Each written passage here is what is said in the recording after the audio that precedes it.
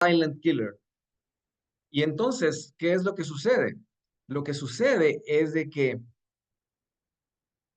de las cantidad de personas que andan caminando en la calle, muchísimas personas padecen de un leve dolor de cabeza, un pequeño zumbido de oídos, algunas pequeñas molestias en los ojos y no saben que tienen la presión en 200 sobre 120 y prontamente les puede reventar un vaso sanguíneo en el cerebro. Y por eso se llama el asesino silencioso, porque la persona ni siquiera sabe que tiene la presión arterial elevada.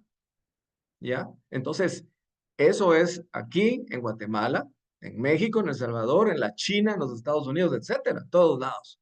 Y con el tipo de dieta que a veces llevamos en diferentes países, eso aún se ha vuelto mucho peor con la pandemia que nos encerraron en casa durante 2 años seguidos casi. Y entonces todo el mundo se dedicó a ver televisión y comer. ¿Ya? Y sin tomar en cuenta que la presión arterial se iba para arriba. Ok, entonces vamos a empezar hablando de algunos de los detalles que vamos a ir viendo importantes. ¿Qué es la hipertensión arterial? Pues la hipertensión arterial se define como que a una persona le midan la presión arterial con un aparato que se llama esfigmomanómetro, pero tratando de que tengan estas características, por lo menos de que la persona haya estado en reposo por lo menos durante unos 5 minutos, y que la presión esté alrededor de una presión óptima, como dice en pantalla, de 120/80, aunque recuérdense ustedes que el cuerpo humano trabaja sobre ciertos límites, ¿verdad? 110/70 es normal, 125/80 es normal también. Entonces, lo que sí es claro es de que todo lo que está por arriba de 140/90 se le llama hipertensión arterial.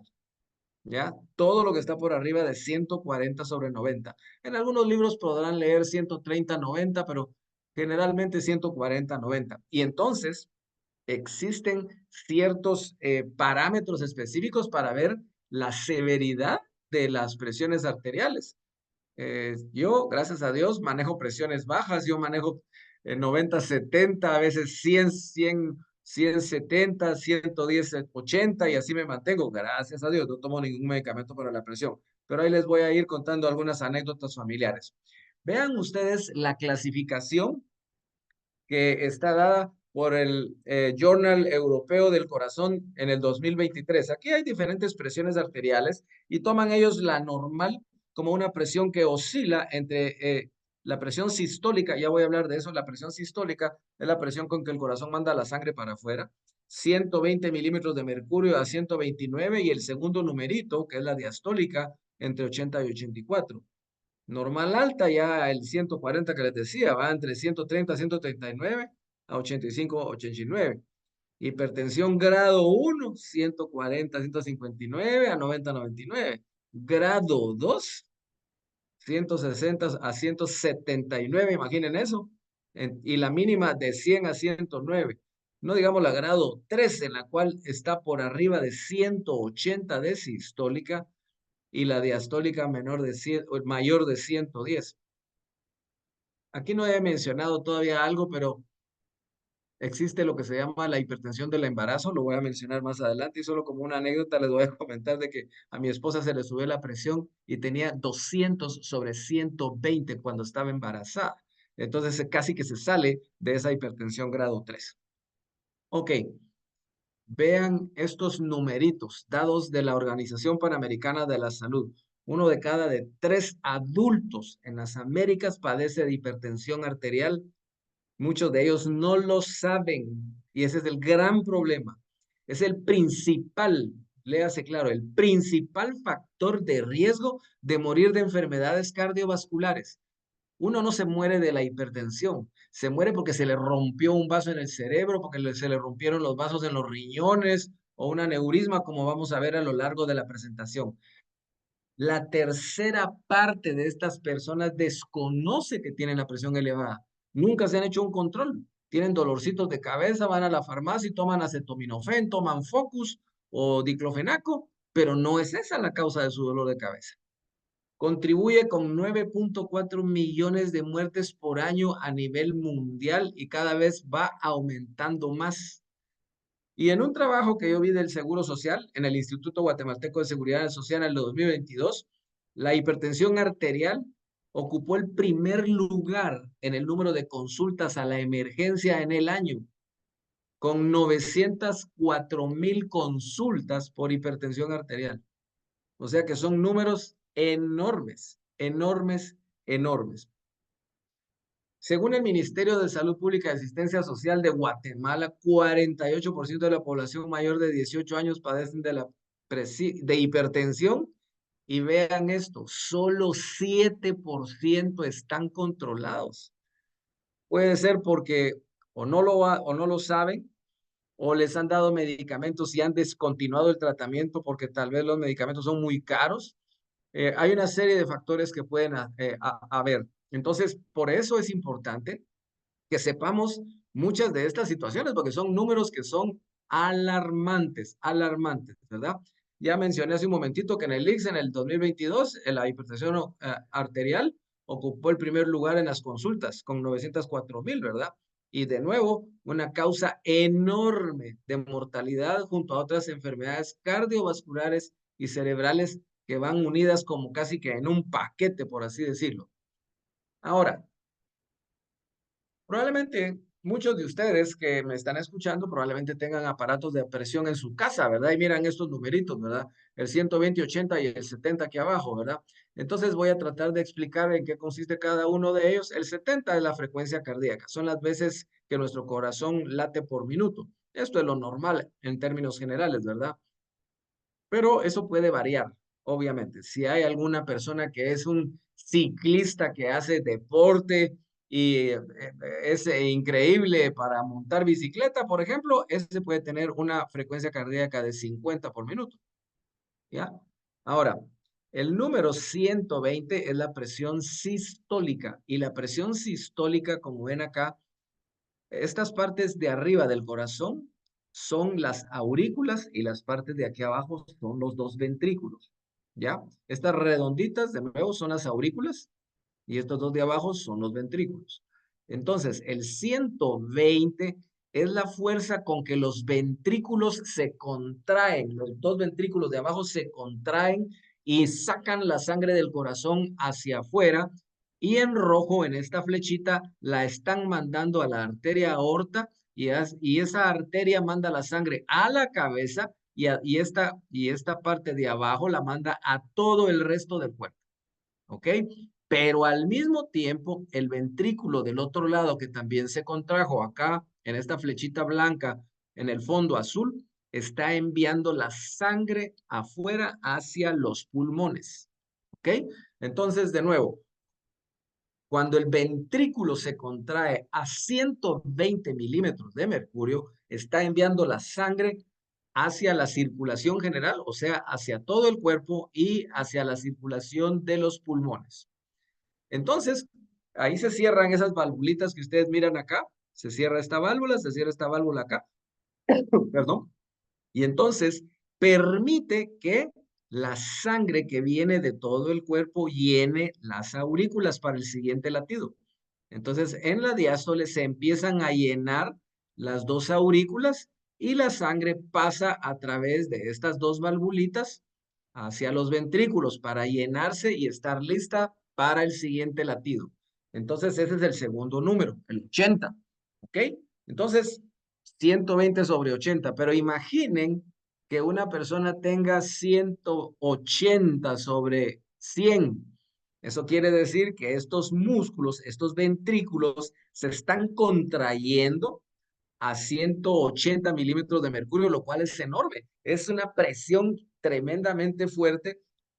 Es como que si tomáramos nosotros una manguera con la cual regamos el jardín o lavamos el carro y entonces sale el agua de la manguera, pero le pongo el dedo para que incremente la presión y así sucede en nuestro sistema. Esa presión se vuelve grandísima, la presión es extremadamente elevada y esa presión es en todo el cuerpo.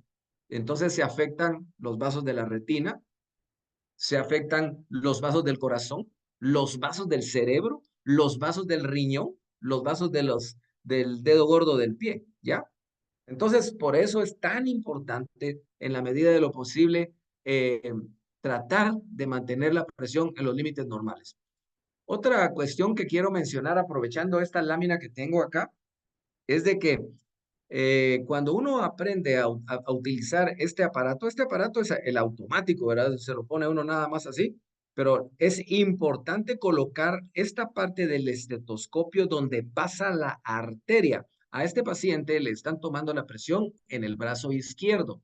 Entonces, la arteria pasa en la parte interna del brazo. No sé si logran verlo acá, pero la arteria de adentro. Entonces, el estetoscopio debe de ser colocado en la parte donde pulsa la arteria. Si ustedes lo ponen acá, no va a leer nada, ni ese aparato, ni el otro. Entonces, es sumamente importante que lo pongan en el lugar, aquí siento el latido de mi arteria, en la parte interna del lado izquierdo, y si es del lado derecho, también en la parte interna del lado derecho, y ahí se coloca el estetoscopio, porque si no, va a haber una mala lectura de la presión arterial. Marielos, más hacia adentro, en la parte interna donde está, un poquito más hacia abajo, te diría yo, hacia más, ahí. Entonces es hacia la parte interna donde uno logra palpar el pulso. Entonces, eso es sumamente importante a la hora de poder hacer una medición. Acá en la siguiente diapositiva, pues acá tenemos la definición de sístole, ¿verdad? Que es la fase del ciclo cardíaco en la cual el corazón se contrae y bombea la sangre a las arterias y manda la sangre a la aorta y a las arterias pulmonares. Aquí se está contrayendo los ventrículos y manda la sangre a la aorta y a las arterias que mandan la sangre a los pulmones. La diástole, fase del ciclo cardíaco en la cual el corazón se relaja después del sístole y se llena de sangre para el siguiente latido. ¿Ya? Entonces, durante este periodo, los ventrículos se dilatan, se vuelven a llenar de sangre y entonces la sangre que llena los ventrículos viene de las aurículas, que son las de arriba. Aquí tenemos esta imagen, ¿verdad? El corazón se mira más lleno, las aurículas se llenan primero de sangre, dejan caer toda la sangre a los ventrículos y entonces el ventrículo está preparado para el siguiente latido. Imaginen ustedes que el corazón late a 70 latidos por minuto. Entonces, en las 24 horas del día es un montón de latidos. Ya les voy a platicar al respecto. Ok, existen varios tipos de hipertensión. La primera es la que se llama hipertensión primaria o esencial y increíblemente la mayor parte de las veces no se sabe la causa. Se llama hipertensión y no se sabe cuál es la causa. Que los triglicéridos elevados, que las arterias endurecidas, tienen que ver algo, pero no hay una causa específica de este tipo de hipertensión. Y es la mayor parte de los casos, casi el 85 al 88% de los casos sufren de este tipo de presión y no se sabe claramente cuál es la causa. El segundo tipo es la que se llama hipertensión secundaria. Aquí sí se sabe la causa, pero es la menor cantidad de casos. Voy a hablar de algunos de ellos. El primero de ellos es la que se llama hipertensión renovascular. Y lo que pasa acá, si ustedes ven en esta imagen, en la parte superior de la pantalla, esta es la arteria aorta, que es la más grande del cuerpo, que tira dos grandes ramas hacia los riñones, la arteria renal derecha y la arteria renal izquierda. Y entonces resulta ser que en algunas de las arterias renales está obstruida, ya sea por placas de colesterol, triglicéridos, etcétera, o porque la persona nació con un defecto en esta arteria. Entonces el pobre riñón, este pobre riñón que ustedes lo ven casi sin flujo sanguíneo, si lo comparan con el riñón del otro lado, este riñón comienza a mandar señales al cerebro y le dice, por favor, no, mándame más sangre, no me está llegando sangre. Y entonces empiezan a suceder una serie de elementos fisiológicos que están descritos acá, pero que no voy a entrar en demasiado detalle, ¿verdad? Estimulación de la secreción de renina, producción de angiotensina 2, etcétera, que son sustancias vasoactivas que van a generar vasodilatación y vasoconstricción. Entonces, este problema se resuelve a través de una cirugía. arreglando esta arteria que está obstruida. Otro tipo, feocromocitoma. El feocromocitoma es un tumor, como ustedes pueden ver. Aquí está de nuevo la arteria aorta. Esta es la vena cava que lleva la sangre de regreso al corazón. Esto en café es un riñón y en la parte superior del riñón están las glándulas suprarrenales. Las glándulas suprarrenales producen una sustancia que se llama adrenalina o epinefrina, que es una sustancia que es vasoconstrictora. Eso quiere decir que cierra los vasos severamente. Entonces, cuando hay tumores a ese nivel, se empieza a generar un montón de sustancias, un montón de epinefrina, y eso cierra los vasos sanguíneos, como el ejemplo de la manguera, ¿verdad? Se cierra la punta de la manguera y entonces la presión aumenta eh, muy drásticamente. A estos pacientes que se les detecta que tienen este tumor, hay que operarlos también. Pacientes con enfermedad de Cushing, que es una enfermedad que provoca retención de sal y la sal de por sí retiene demasiados líquidos en el cuerpo y entonces también vamos a tener problema. Aldosteronismo primario y anticonceptivos orales, que también está descrito, que retienen líquidos y pueden elevar los niveles de presión arterial. Hipertensión en el embarazo. La mayor parte de las personas les va bien durante el embarazo, pero muchas veces empiezan a tener problemas, ¿verdad? Entonces vean ustedes las diferentes definiciones que tenemos acá. Hipertensión gestacional, cuando una persona tiene una presión de 140/90 luego de la 20 semana de embarazo, en una mujer que no había sido previamente hipertensa, ¿ya? Muchas veces se alivia 12 semanas después del parto porque es hipertensión.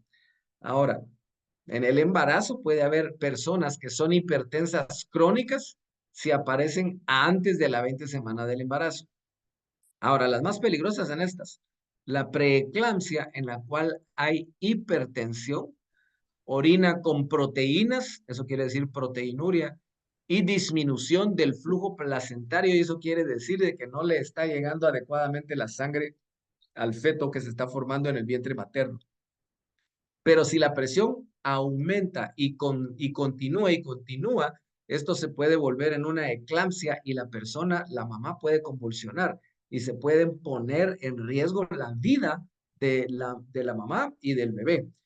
En el caso de mi esposa, solo para ponerles un ejemplo, ella estuvo 8 meses exactos perfectamente bien. Su presión estuvo nítida, sus exámenes de orina nítidos. No hubo ningún problema durante el embarazo más que las náuseas iniciales. Pero un día se le subió la presión a 200/180. No se me olvide ese día porque el ginecólogo de mi esposa, un gran amigo, estaba cumpliendo 25 años de casado en Antigua Guatemala, en luna de miel con su señora esposa, y me tenía a mí llamándolo por teléfono y diciéndole, Carlos, por favor, mira, tengo este y este problema. Entonces él me daba, dale esto, ya se lo di, dale esto, ya se lo di. Entonces, llévala al hospital porque la vamos a operar mañana. Y así fue efectivamente. La llevamos al hospital, un cardiólogo amigo tuvo también la gentileza de llegar al hospital, le pusieron unos sueros, le bajaron la presión para que pudiera ser operada, porque no la pueden operar con una presión de 200/120. Entonces el cardiólogo y el anestesiólogo le pusieron una serie de anestésicos y entonces lograron de esa manera bajar la presión para poder hacer una incisión de cesárea y así nació mi hijo, ¿verdad? A través de una cesárea, mi tercer hijo. Él ahorita tiene ya 22 años, ¿verdad? Nítido, sin ningún problema. Mi esposa quedó hipertensa durante varios meses después de esto, pero en esa época, hace 22 años, no se conocía la tecnología epigenética, porque si no, probablemente la estaríamos utilizando y no les estaría contando esta historia que tal vez ahora la cuento hasta en un tono jocoso, pero mientras la viví fue un terrible susto el que tuvimos en la casa porque fue una situación que sucedió de un día para el otro, ¿ya? Entonces, como les digo, el título de la presentación es claro, el asesino silencioso, ¿ya? Entonces, la hipertensión en el embarazo hay que cuidarla. Hay que estarse haciendo controles prenatales para que el ginecólogo tenga controles de cómo está la presión arterial, cómo están los exámenes de orina y cómo está el bebé a través de los ultrasonidos que generalmente ejecutan mis compañeros ginecólogos. ¿Cuáles son los factores de riesgo que actualmente una persona hipertensa puede tener? Pues obviamente la edad, la presión arterial va cambiando con la edad. Mientras más grandes nos vamos volviendo, los vasos van teniendo más problemas y entonces mientras más viejos nos volvemos, más chances de poder tener hipertensión arterial. Pero actualmente, como María los mencionó al inicio, por las dietas que hemos estado teniendo, por el encierro que tuvimos en pandemia, pues ya hemos estado viendo pacientes hipertensos jóvenes. Raza también es importante, los antecedentes familiares. Si yo tengo un familiar, en el caso de la familia de mi esposa, pues la voy a poner también de ejemplo a la familia de ella, hay un primo hermano que tiene 4 stents y 2 cirugías cardíacas que le hicieron bypasses coronarios por hipertensión. ¿Ya? Y el otro hermano tiene también bypasses y 2 infartos y han sobrevivido. Pero familiarmente hay ahí una historia de problemas cardíacos. Entonces, los demás familiares deben de cuidarse. Deben de cuidarse si mi papá falleció de un infarto y mi mamá tiene arteriosclerosis y tiene la presión hasta arriba, lo más que tengo que hacer yo es cuidarme porque es muy probable que yo lo padezca. No quiere decir que así sea, pero es muy probable que uno lo va a padecer. Obesidad o sobrepeso. Una persona que pesa 70 kilos tiene alrededor de 5 litros de sangre, pero una persona que pese 140 kilos, ese tiene 10. Entonces el corazoncito, que ya no es de este tamaño, sino que se vuelve bastante más grande, va a tener que bombear con mucha más fuerza para mandar sangre a todas esas celulitas extra que generan el peso, que mucho de ello es grasa. Y todas las celulitas de grasa necesitan oxígeno y necesitan un vasito sanguíneo que pase ahí cerca llevándole el oxígeno. De tal manera que cada kilito de grasa que nos echamos encima representa un montón de arterias y de venas que el corazón tiene que suplir aumentando su fuerza de contracción. Falta de ejercicio. De nuevo, ¿verdad? Si algo ha estado de moda durante mucho tiempo es hacer ejercicio, pero muchas veces lo vamos olvidando. Lo dejamos y lo dejamos y hay que pereza, está lloviendo, está mucho frío, mucho calor, mejor lo empezamos mañana. Y la falta de ejercicio es uno de los detonantes como un factor de riesgo para las enfermedades de la hipertensión arterial. Consumo de tabaco está claramente, es evidente. Recuérdense que el corazón manda la sangre a los pulmones, ¿ya? Cuando se contrae el corazón, manda la sangre para los pulmones. Si los pulmones están dañados y la sangre no puede pasar por ahí porque hay daño pulmonar, la sangre se va a regresar al corazón y el corazón va a tener que bombear con mayor fuerza, ¿ya? Eso es lo que acontece cuando tenemos problemas con el tabaco excesivo. Y a los patojos que les encanta vapear, hay estudios claramente ya diseñados en los cuales son tan dañinos o peor, porque nos han vendido la idea de que ese tipo de humo no es dañino. El, los pulmones y las vías aéreas no están diseñadas para meternos ese tipo de vapores de ninguna naturaleza. Pero las compañías que los producen nos han metido en la cabeza de que son hasta cierto punto mejores que los cigarros, pero claramente no es así. Mucha ingesta de sal. La sal retiene líquidos. Entonces, si yo vengo y a una comida sabrosa le echo más sal o me tomo una deliciosa mineral con limón y sal con 2 hielos y me la tomo entonces esa sal va a retener líquidos. Entonces, esos líquidos se van a nuestras células la absorben, se van al torrente vascular y entonces en vez de tener 5 litros de sangre vamos a tener 6 y el corazón va a tener que latir con más presión, ¿ya? Consumo excesivo de alcohol. El estrés a cualquiera de nosotros nos puede subir la presión arterial, algún susto, alguna molestia, problemas económicos, problemas familiares, etcétera, ¿verdad? Y no digamos si la hipertensión arterial está relacionada con pacientes que también padecen de diabetes, que padecen de hipertensión y que padecen de problemas renales, problemas pulmonares o problemas del hígado. Porque recuérdense que el cuerpo es un todo. No es de que solo los vasos sanguíneos se van a dañar, ¿verdad? Recuérdense que tenemos vasos sanguíneos en todo el cuerpo. Entonces, las enfermedades crónicas asociadas también son tremendamente peligrosas. ¿Cómo nos damos cuenta si tenemos presión arterial alta? Ya les mencioné al inicio, ¿verdad? Muchas veces no tenemos síntomas y el pequeño síntoma es un pequeño dolor de cabeza, a veces náuseas, podrían presentarse vómitos, podrían haber un poquito de hemorragia nasal como signo sugestivo de hipertensión, visión borrosa causada por hipertensión en las arterias de las retinas. Ya vamos a ver una imagen más adelante. Inestabilidad de la marcha causada por daño en las arterias cerebrales. Nocturia quiere decir levantarse al baño a orinar varias veces causado por un aumento en el flujo sanguíneo de los riñones durante la noche y que no es causado por la próstata específicamente, ¿verdad? Hinchazón dependiente causada por aumento de la presión en los vasos capilares y entonces a las personas se les empiezan a hinchar los tobillos, se les empiezan a hinchar las rodillas, las piernas, etcétera. Esas son manifestaciones de una persona que pueda ser hipertensa. Inmediatamente, cuando acudan con el doctor, lo primerito que el médico tiene que hacer es, aparte de saludarlos y decirles, buenos días, mucho gusto saludarlos, ¿cuál es el motivo de consulta? Tiene que tomarles los signos vitales. Y dentro de ellos, temperatura, pulso, frecuencia cardíaca, frecuencia respiratoria y presión arterial. Y si es factible, la saturación de oxígeno. Así el examen está completo, ¿verdad? Ahora bien, ¿qué complicaciones son las más temibles de todo esto que hemos estado platicando de la hipertensión arterial, ¿verdad? Los famosos derrames. Ya vamos a ver una imagen. Un derrame por hipertensión en los vasos cerebrales es una ruptura de un vasito sanguíneo. Nuestro cerebro tiene una gran cantidad de vasos sanguíneos, ¿ya? Porque el cerebro, recuérdense que es el que más, es el órgano que más oxígeno consume de todo nuestro cuerpo. Entonces está excelentemente irrigado por una cantidad enorme de vasos sanguíneos.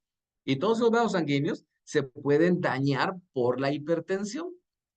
Y si hay algún vasito débil y que haya un aneurisma, ya vamos a ver una imagen de un aneurisma, se revienta un vaso y entonces hay un derrame de sangre en el cerebro, que si es una arteria grande, el paciente no la va a contar, se va a morir. Si es una arteria mediana, es probable que se quede hemipléjico, eso quiere decir que con la mitad del cuerpo no le va a funcionar. Y si es un vasito pues más pequeño, pues tal vez se quede con un brazo que no lo puede mover, o una pierna, o se quede ciego, tantas cosas que pueden suceder por un vaso roto en el cerebro. Otra complicación, infarto agudo del miocardio, ¿verdad?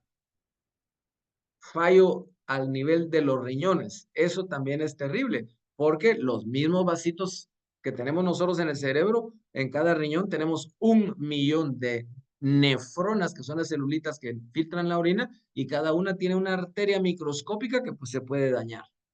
Acá tenemos unas imágenes en las cuales ustedes pueden ver un vaso sanguíneo en el cual tiene una placa en la parte interior y entonces esta placa que es inestable se rompe y puede tapar una arteria y genera un infarto. Aquí tenemos, esta es la arteria aorta, estas son las arterias coronarias que ven ustedes acá, pero si se tapa una de estas, ¡pam! Entonces el músculo que está aquí atrás por detrás del tapón producido por esta placa inestable, ese músculo se va a morir. Si el infarto es en una arteria aquí abajo, el paciente va a sobrevivir. Pero si el infarto o esa placa tapa esta arteria, todo este pedazo de músculo se va a morir y ese paciente lo más probable es que no sobreviva. De igual manera, si la persona tiene un tapón a este nivel, si se tapa acá, todo este segmento de corazón no le va a llegar sangre y el paciente va a fallecer casi que inmediatamente. Si hablamos del cerebro, vean ustedes, todas estas son las arterias grandes que nosotros podemos ver, Pero aparte de eso, hay millones de arterias que son microscópicas, que irrigan a cada una de las neuronas que nosotros tenemos en el cerebro. Entonces, pueden haber rupturas de estas arterias a nivel cerebral y entonces dependiendo de qué área del cerebro esté irrigada por la arteria que se rompió, dependiendo de eso va a ser el daño que nosotros tengamos. Y entonces quiero mencionar en la imagen de la derecha que nosotros podemos tener este tipo de debilidades de las paredes de las arterias. A eso le llamamos nosotros aneurismas. Y un aneurisma es una debilidad de las paredes de las arterias. Aquí tenemos un aneurisma de una manera y aquí tenemos un aneurisma un poco más redondo, ¿verdad? Pero débil. Entonces, esta persona, si tiene una presión de 110/70, probablemente no tenga ningún problema. Pero si por algún enojo o por algún motivo se le sube a 200/120, este aneurisma se rompe y el paciente va a fallecer, porque es una arteria demasiado grande, es la arteria aorta. Y esto mismo, estos aneurismas pueden estar en cualquiera arteria que nosotros tenemos en el cerebro. En este momento tenemos 96 personas que me están escuchando. No les voy a meter miedo, ¿verdad? Pero tanto ustedes como yo podemos tener un aneurisma en la cabeza, cualquierita de nosotros, ¿verdad? Y cualquier día se nos sube la presión y ¡pac! Se nos revienta un vasito en la cabeza y entonces vamos a tener un derrame cerebral. Entonces, por eso es de que es tan importante controlar la presión arterial. Si mandamos nuestros vehículos, nuestros carros a servicio para que lo chequeen y pasamos por la gasolinera chequeándole la presión del aire a las llantas, deberíamos de hacerlo de vez en cuando en nuestro bracito para ver que nuestra presión arterial y nuestro pulso estén de una manera adecuada. Vean esta otra. Esta es un espécimen de necropsia de un paciente que murió porque tuvo una hemorragia cerebral. Este es un corte de un cerebro. Está cortado eh, sagitalmente, longitudinalmente. Y entonces vean ustedes la hemorragia que tiene de este lado, que no la tiene acá. Acá se rompió un vaso en el tálamo y formó un gran coágulo que formó un desplazamiento bastante grande de esta parte del cerebro que no se ve de este lado, que es la parte normal. Obviamente el paciente falleció, no sabemos si fue producto de eso el fallecimiento, pero es un hallazgo en el cual hay una hemorragia, probablemente por un aneurisma como el que les acabo de mencionar, que se rompió en el cerebro.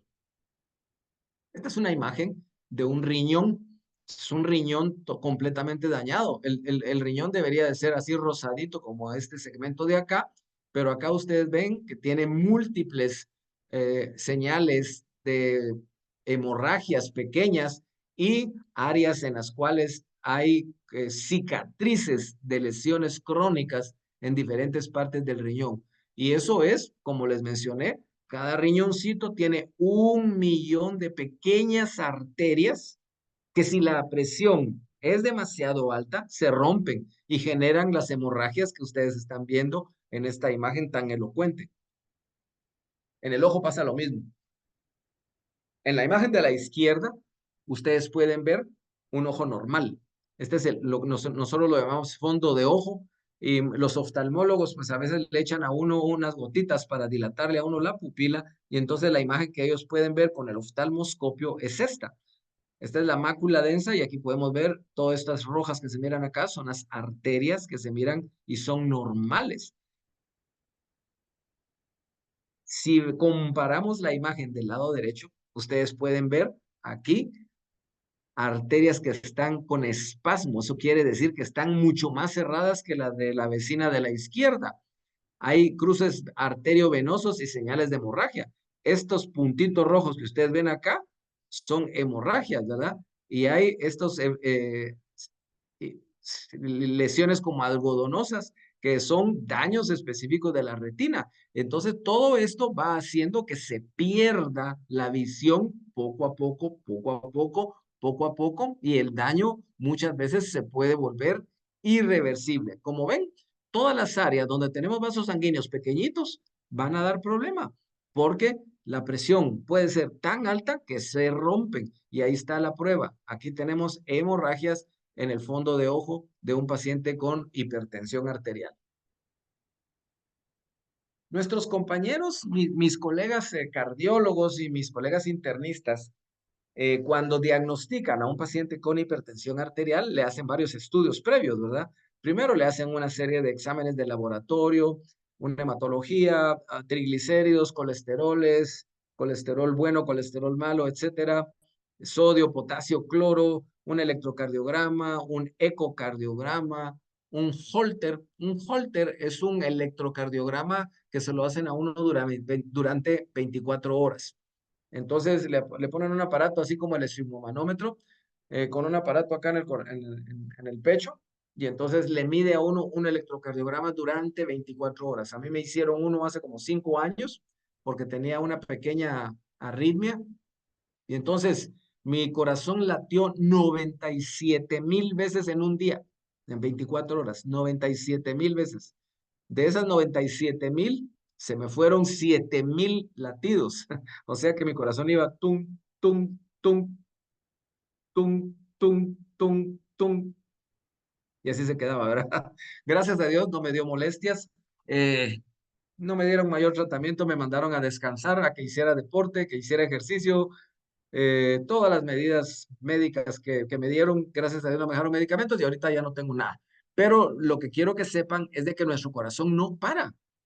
97,000 latidos al día, por eso es que tenemos que cuidarlo. Entonces vean ustedes el armamentario con que mis colegas cardiólogos tienen para poder tratar a los pacientes que padecen de hipertensión. Ellos tienen diuréticos para bajar la cantidad de líquidos que nosotros tenemos en nuestro sistema, inhibidores de la angiotensina, que son unas enzimas que se producen en el riñón, antagonistas de los receptores de la angiotensina, bloqueadores de los canales de calcio, alfa, beta bloqueadores, antagonistas de la aldosterona, inhibidores de la renina, vasodilatadores. Entonces ellos ven al paciente, lo analizan, ven dónde está más o menos el problema de la hipertensión y entonces empiezan a dar medicamentos para bajarla e impedir las complicaciones que acabamos de describir. Entonces ellos empiezan a, no voy a decir la palabra jugar porque no es correcto, ellos empiezan a tratar a sus pacientes de tal manera que le den el medicamento que consideran más adecuado. Eso es lo usual y lo que casi que todo mundo hemos visto, y tanto con nuestros papás, nuestros tíos, nuestros primos, etcétera, ¿verdad? Pero ¿qué pasa si tenemos nuevas tecnologías? ¿Ya? Aquí es donde la tecnología epigenética entra en acción. ¿Y por qué motivo? Porque precisamente cuando nosotros entendemos que existen otras alternativas que puedan ayudar a que un paciente le disminuya su presión arterial y todas las complicaciones que acabamos de ver, seguro que deberíamos de hacerlo. Y les recuerdo que este tipo de productos son suplementos nutritivos, pero que tienen una capacidad enorme que voy a tratar de explicar a continuación, porque lo que hacen es activar ciertos genes que se nos han ido apagando y desactivan algunos genes que provocan enfermedades. Pero regresando un poquito al tema de la hipertensión arterial, me permití estudiar un poquito del tema y entonces vean ustedes que en PubMed, que es la Librería Nacional de los Estados Unidos de Medicina, NRF2 e hipertensión. Solo hay 494 eh, artículos en ese momento, pero porque no le puse hipertensión más accidentes cerebrovasculares más infartos agudos de miocardio, porque hubieran sido miles de miles de miles. Pero acá estamos hablando específicamente de hipertensión arterial y los niveles de esta proteína que se llama NRF2. ¿Ya? Entonces, brevemente vamos a hablar el rol de esta proteína NRF2 mejorando el estrés oxidativo en la hipertensión y en las enfermedades cardiovasculares. Entonces, el artículo habla precisamente de eso. Este artículo está publicado en la revista de Fisiología Respiratoria en el 2020, diciembre 31 del 2020. Entonces, es un artículo en el cual hablan de que la hipertensión de que el NRF2 está probado a través de muchos artículos que ayudan a disminuir los elementos que oxidan nuestro cuerpo, ¿verdad? El estrés oxidativo trabaja en niveles en los cuales el exceso de la oxidación daña biomoléculas cuando un moderado y fisiológico nivel de estrés es normal y esperable, ¿verdad? Pero aquí es cuando los niveles elevados de óxido, por así decirlo, ¿verdad? Generan cambios patológicos en el cuerpo. Entonces, el NRF2 está claramente diseñado y tiene su papel específico ahí, en el cual ellos pueden mejorar utilizando el NRF2. Perdón. Acá tenemos, este es otro artículo publicado en el 2022, febrero, en la revista farmacéutica. Estrés oxidativo en la hipertensión arterial. El factor NRF2, implicaciones y las perspectivas futuras. Entonces, acá en el abstracto de lo que quiere decir este artículo, dice, hipertensión arterial es uno de los más prevalentes entidades que globalmente caracterizadas por un incremento en la incidencia fisiológica heterogénea. Entre ellos, entre las posibles etiologías de este problema de hipertensión arterial está el estrés oxidativo, el cual ha estado actualmente extensivamente estudiado con mucha evidencia que se está mostrando y que se envuelve prácticamente en la disfunción del endotelio, que es la parte de adentro de las arterias, ¿verdad? Y diferentes enfermedades cardiovasculares como la hipertensión. Entonces, cuando seguimos leyendo el artículo, debe de haber un equilibrio entre lo que nosotros nos oxidamos y los antioxidantes que nosotros tenemos. Siempre tenemos ese equilibrio. Pero cuando ese equilibrio empieza a desequilibrarse, porque el NRF2 no se empieza a producir de una manera adecuada en nuestras células, ahí es cuando el NRF2 va a dar un problema de hipertensión arterial. Entonces, ahí es cuando elevando los niveles del factor NRF2, vamos a mejorar la cantidad de antioxidantes que nuestras células van a tener y así van a poder trabajar contra estas estrés oxidativo y estos elementos que van a dañar a nuestras celulitas y así vamos a bajar la presión arterial. Otro artículo. Clínicas experimentales de hipertensión del 2021, febrero 17. La inhibición del NRF2 induce estrés oxidativo, inflamación renal e hipertensión en ratones. No tengo que decir más.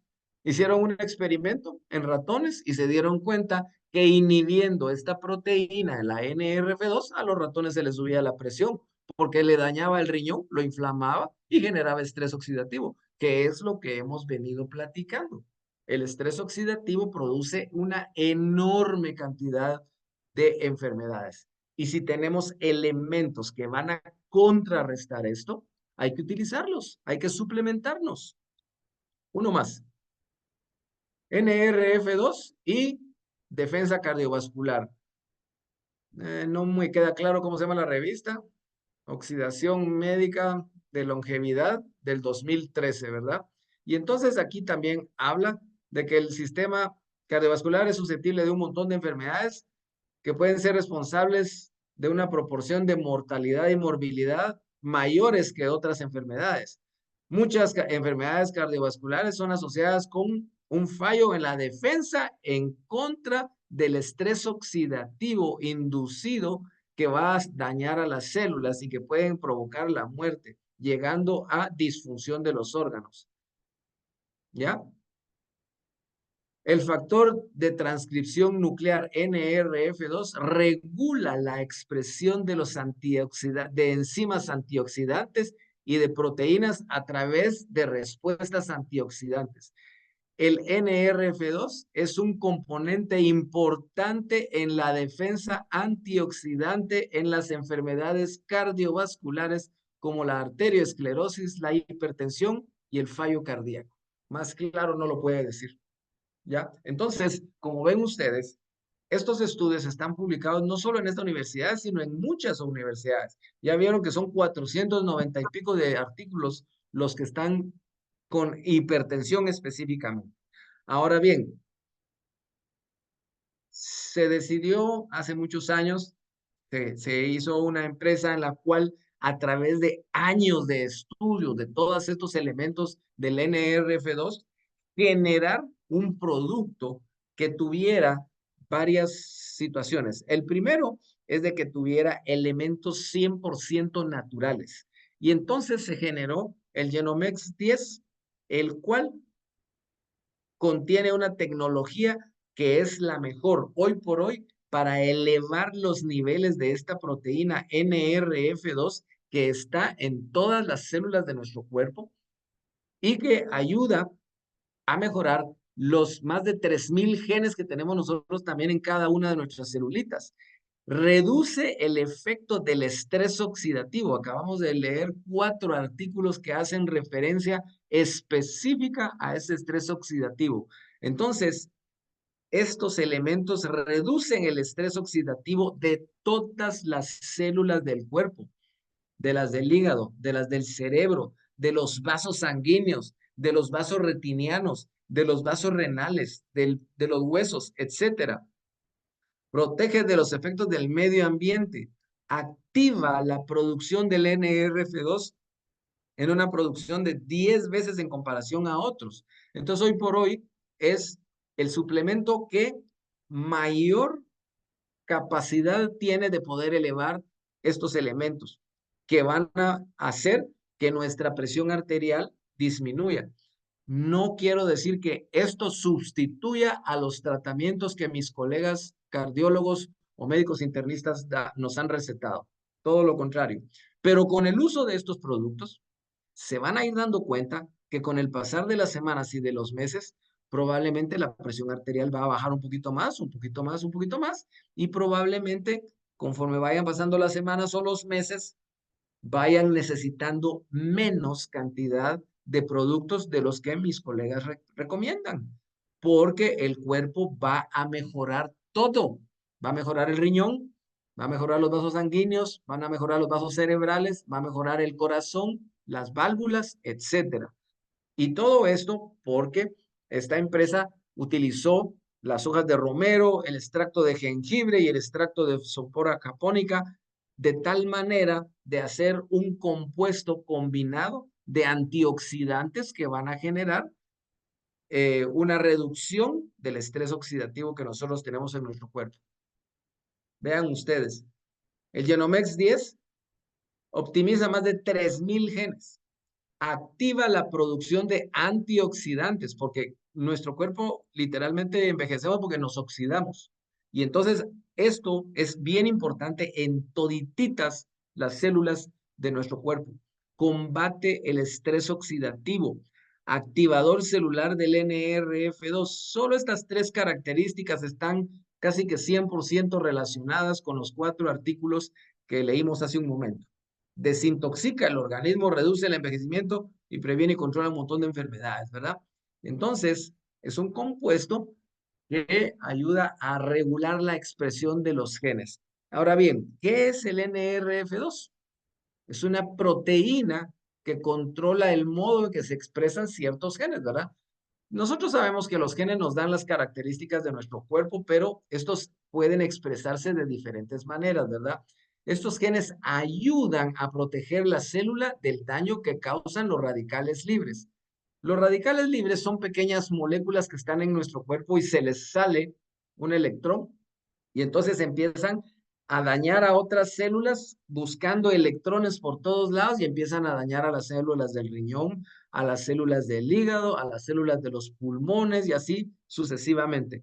Los radicales libres podrían tener que ver también con el cáncer, porque muchas veces ese daño celular degenera en cáncer. Y entonces las enfermedades cardíacas no son una excepción. Los accidentes cerebrovasculares y otras enfermedades relacionadas también. Otro de los productos y de los suplementos que son sumamente importantes y por eso vamos a mencionar 4 de ellos, la famosa trifecta y uno más, es el Link.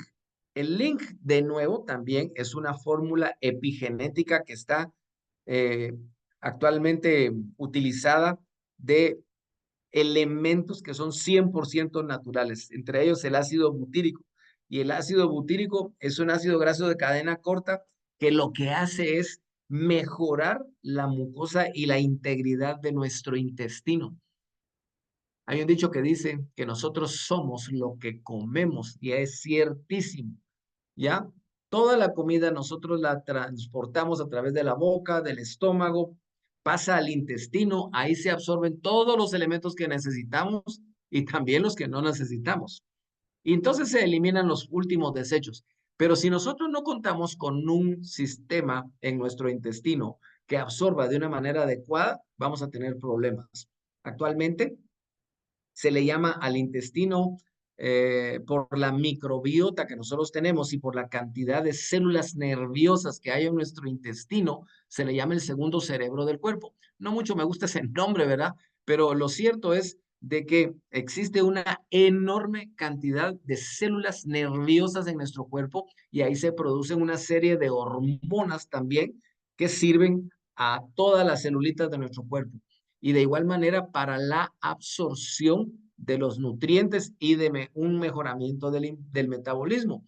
Por eso el Link, utilizando el ácido butírico como elemento principal, ayuda a mejorar la absorción de esos elementos y ayuda a que todas las bacterias normales y buenas que tenemos en esa flora intestinal, que ya no se llama así. Entonces, todo eso ayuda a que nuestro cuerpo tenga una mejor absorción. Como mencioné, el ácido butírico hace que el colon que está lleno de bacterias se fermenta.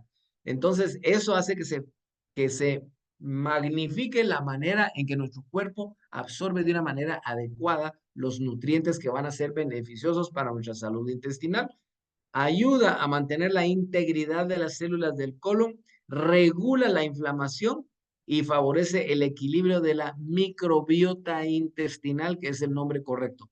Antes se le llamaba flora intestinal, ahora se le llama microbiota, ¿verdad? Entonces, las moléculas que son beneficiosas por el ácido butírico conduce a cambios en el pH del intestino y eso es extremadamente bueno. El tercer elemento, que es el otro elemento que ayuda para la desinflamación del cuerpo, es el Optimen. El Optimen prácticamente está compuesto de cúrcuma. La cúrcuma probablemente la han escuchado ustedes y la tetrahidrocurcumina, que es el elemento específico que va a funcionar, va a mejorar la circulación sanguínea, va a fortalecer las articulaciones, es un antiinflamatorio neto, específicamente es analgésico también, mejora la flexibilidad, ayuda a la cicatrización y aumenta la fuerza muscular. Entonces, como ven, estos tres suplementos trabajando en equipo. Este nos desinflama. El otro ayuda a mejorar las condiciones gastrointestinales y a mejorar la absorción. Y el tercero genera una mejoría de todos los genes en todas las celulitas de nuestro cuerpo. Entonces, esta trifecta va a ayudar tremendamente a la salud de nuestro cuerpo. De nuevo, les recuerdo de que son suplementos nutricionales. Nosotros debemos de suplementarnos. Si tomamos vitaminas, si tomamos minerales, pero no es suficiente. Esto trabaja a un nivel mucho, mucho más superior utilizando la epigenética, ¿verdad? Entonces, como mencioné hace un momento, la cúrcuma, que es el factor importante acá, ha sido utilizada para desinflamar y entonces el laboratorio que lo generó utilizó una tecnología muy especial, la tecnología DexKit-TM, que desbloquea las moléculas y da una inflamación insuperable porque rápidamente empieza a llegar al organismo el proceso de desinflamación. Entonces, eso es suficiente. Luego, por último, el airo, que es un activador metabólico, va a aumentar la energía, es termogénico, regula el azúcar, 100% natural, correcto aprovechamiento de la insulina para los pacientes diabéticos, es un activador metabólico. Dicho sea de paso, aquí lo tengo, ¿verdad? Porque yo lo utilizo todos los días y está hecho de elementos naturales como son el guaraná, el extracto de grano de café verde, ¿verdad? Y precisamente el mango africano, que también son elementos naturales que sirven muchísimo. Voy a mencionar en la siguiente lámina esta lámina en la cual ustedes pueden ver algunas de las recomendaciones importantes.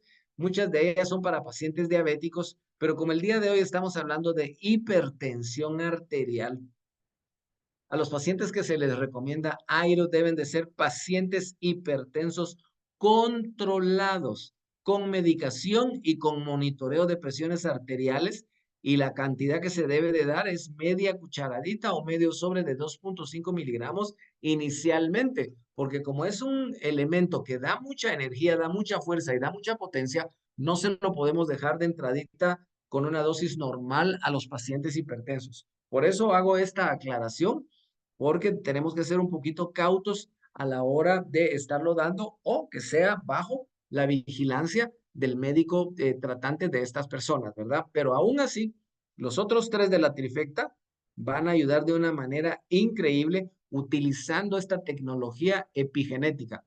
De nuevo, vuelvo a mencionar que uno no debe de quitarse los medicamentos que los médicos cardiólogos nos han dejado o los médicos internistas.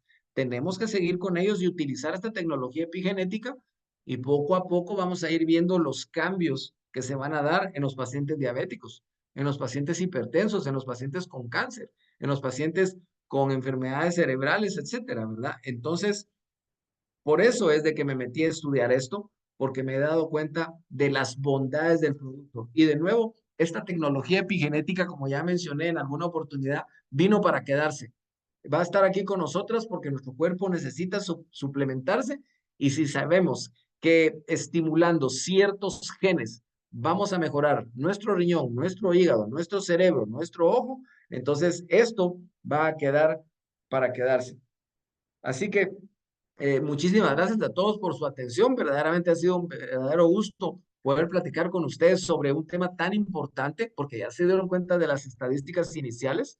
Es una cantidad enorme de personas que padecen de esto, ¿verdad? Así que, de nuevo, les agradezco mucho y vamos a parar aquí un segundito la presentación.